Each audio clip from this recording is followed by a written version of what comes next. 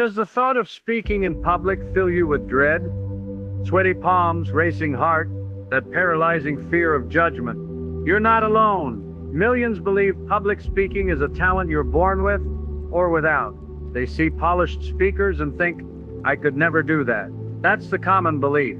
But what if I told you that's a myth? That Dale Carnegie, the man who taught millions to conquer their fears and influence others, revealed that powerful public speaking isn't about innate talent, but about mastering a few timeless ironclad rules. Forget complex theories. Today, we're unlocking the 3 iron rules of public speaking, principles so fundamental, so psychologically sound, that when you apply them, you will transform from a nervous wreck into a confident, impactful communicator. This isn't just about giving a speech, it's about connecting with your audience on a level you never thought possible. Carnegie himself went from a terrified farm boy to one of the most sought-after speakers and trainers in the world. His methods have stood the test of time for nearly a century because they're rooted in a deep understanding of human nature. So in this video, we're not just listing rules, we're dissecting the why behind them. We'll cover Iron Rule 1, the Unshakable Foundation, the one thing you must have before you even think about words. Iron Rule 2, the Audience Magnet, how to shift your focus and instantly reduce your fear. Iron Rule 3, the Path to Mastery, the right kind of practice that builds real confidence. Ready to ditch the fear and find your voice? Let's get into it. Quick reminder of a core psychological principle for this journey. Expectation versus reality. Your audience expects something when they click, in this case, to learn 3 game-changing rules. If the reality of what I share meets or exceeds that expectation with genuine value, you'll stay hooked. Each rule we cover is designed to do just that, to give you an aha moment that feels more valuable than you anticipated. Iron Rule number 1. Earn the right to speak. Know your subject and feel it deeply. Carnegie's first iron rule, often understated but absolutely critical, is this: you must have something you are burning to say, and you must have earned the right to say it. This isn't about having a PhD, it's about deep conviction, born from your own experience, thorough preparation, or profound belief. The common mistake: people focus on how to say things, the techniques, the gestures, before they're crystal clear on what they're saying and why it matters to them. Immerse yourself. Don't just skim. If you're talking about a topic, leave it, breathe it. Research it until it's part of you. Carnegie urged speakers to fill their barrel with knowledge so they weren't just reciting facts but drawing from a deep well. Find your why. Why does this message need to be shared? What's the personal connection? If you don't care deeply, why should your audience? Your genuine enthusiasm, or what Carnegie called earnestness, is infectious. Think of a time you spoke about something you were truly passionate about. Notice how the words flowed, how your fear diminished. That's this rule in action. Organize your thoughts logically. Even with passion, you need structure. Carnegie advocated for a clear opening, a logical progression of points, each supporting your core message, and a strong close. Outline it. Know your key messages cold. Psychologically, when you know your subject and feel its importance, several things happen. Confidence skyrockets. You're not worried about forgetting lines because you're speaking from understanding, not just memory. Authenticity shines. Your conviction becomes palpable. Audiences can sense fakeness a mile away, but they are drawn to genuine belief. Fear recedes. When your mind is occupied with the importance of your message, there's less room for self-conscious fear. This rule ensures the reality of your presentation is one of substance and conviction, exceeding the audience's expectation of just another rehearsal. Okay, so you're passionate and prepared. But what if your nerves still get the better of you? That's where Iron Rule number 2 comes in. And it's a powerful mental shift. Iron Rule 2. Forget yourself. Focus entirely on your audience and their needs. Visual speaker looking at an audience with empathy. Graphic shifting focus from me to them. Carnegie observed that the primary cause of stage fright is self-consciousness. Worrying about how do I look? What will they think of me? Will I mess up? Iron Rule number 2 flips this on its head. Lose yourself in your audience and your desire to serve them. Stop thinking about yourself and start thinking about them. What are their problems? What are their hopes? How can your message genuinely help them? Audience research. Empathy. Before you speak, understand who you're talking to. What are their challenges? Their interests? Their current understanding of your topic. Tailor your message to their world.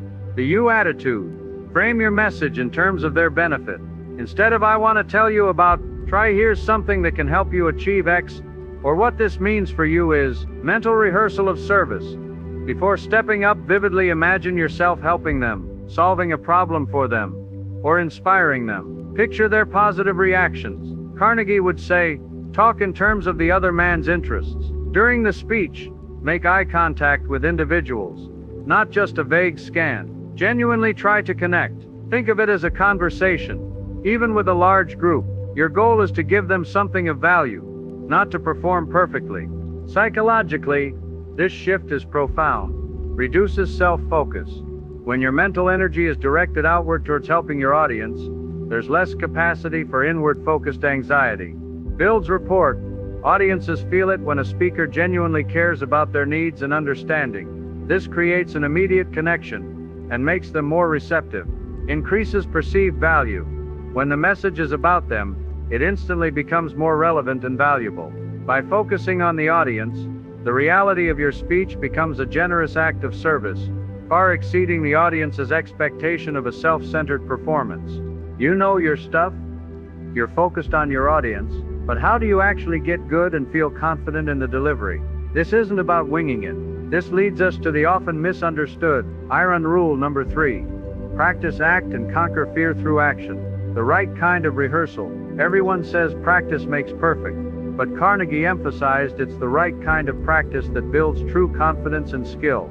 Iron rule 3 is conquer fear not by avoiding it, but by acting in spite of it, through deliberate and effective rehearsal. Many people misunderstand this.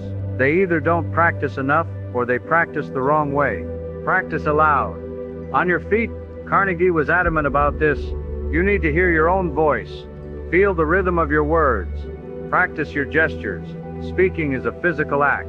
Rehearse it as such. Visualize success, mental rehearsal.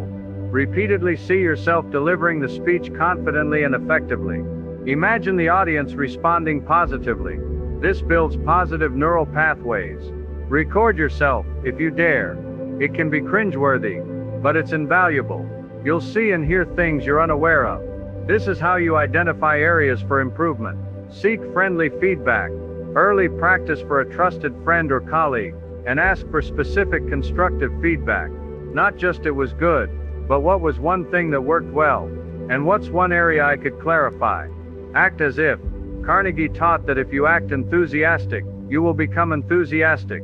If you act confident, even if you don't feel it initially, your body language will follow, and your feelings will eventually catch up. This is acting your way into feeling. Embrace imperfection. The goal isn't a flawless recitation, it's genuine connection and clear communication. Small stumbles are human. Don't let the pursuit of perfection paralyze you. Psychologically, this type of practice builds familiarity and reduces novelty. The more familiar the material and the act of speaking it, the less threatening it feels. Creates muscle memory for your voice, your pacing, even your core ideas. This frees up your conscious mind to focus on connecting with the audience. Provides desensitization. Each time you practice, especially if you face a little discomfort and push through, you're desensitizing yourself to the fear. Courage isn't the absence of fear. It's acting despite fear. This active, targeted practice ensures the reality of your delivery is polished and confident, far exceeding the audience's and your own expectation of a nervous, fumbling attempt. So let's recap. Dale Carnegie's 3 iron rules of public speaking. Earn the right to speak. Know your subject deeply, and speak with genuine conviction. Passion and preparation are your bedrock. Forget yourself. Focus on your audience. Shift your mental energy from self-consciousness to serving their needs. Empathy is your magnet. Practice, act, and conquer fear through action. Engage in deliberate, allowed rehearsal to build skill, familiarity, and desensitize yourself to fear. Action is your antidote to anxiety. These aren't just tips. They are interconnected principles. Your passion, Rule 1, fuels your desire to serve the audience, Rule 2, and your targeted practice, Rule 3, allows that passion and service to shine through confidently.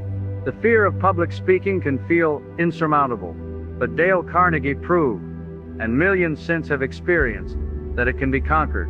It starts with these 3 fundamental rules. Stop believing the myth that you're not a natural. Start applying these iron rules consistently and watch your confidence and impact grow. The reality of who you can become as a speaker will astound you, far exceeding any limiting expectations you hold now. This isn't just about formal speeches. Apply these to your team meetings, your sales pitches, even difficult conversations with loved ones. The principles remain the same. What's the biggest public speaking challenge you're facing right now? Let me know in the comments below. I'd love to hear from you and maybe address it in a future video.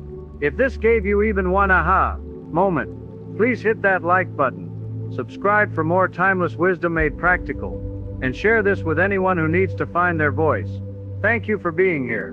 Now go out there and speak with conviction and connection. You've got this.